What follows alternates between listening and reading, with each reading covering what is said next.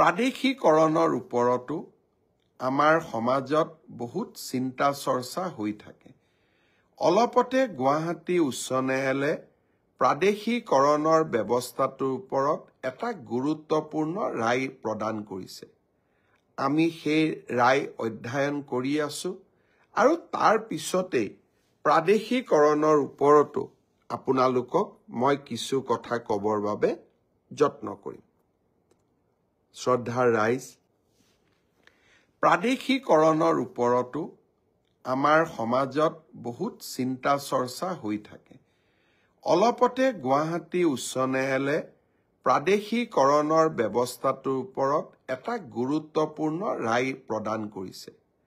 আমি সেই ৰায় অধ্যয়ন কৰি আছো আৰু তাৰ পিছতেই প্ৰাদেশিকৰণৰ ওপৰতো আপোনালোকক মই কিছু কথা ক'বৰ বাবে যত্ন কৰিম। শ্ৰদ্ধাৰ ৰাইজ, প্ৰাদেশিকৰণৰ ওপৰতো আমাৰ সমাজত বহুত চিন্তা চৰ্চা হৈ থাকে।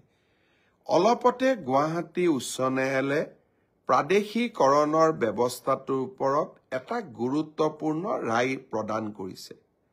আমি সেই ৰায় অধ্যয়ন কৰি আছো আৰু তাৰ পিছতেই প্ৰাদেশিকৰণৰ ওপৰতো আপোনালোকক মই কিছু কথা ক'বৰ বাবে যত্ন কৰিম।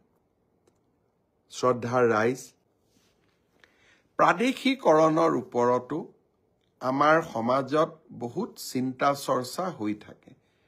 অলপতে গুৱাহাটী উচ্চ ন্যায়ালয়ে প্ৰাদেশিকৰণৰ ব্যৱস্থাটোৰ ওপৰত এটা গুৰুত্বপূৰ্ণ ৰায় প্ৰদান কৰিছে। আমি সেই ৰায় অধ্যয়ন কৰি আছো আৰু তাৰ পিছতেই প্ৰাদেশিকৰণৰ ওপৰতো আপোনালোকক মই কিছু কথা ক'বৰ বাবে যত্ন কৰিম। শ্ৰদ্ধাৰ ৰাইজ,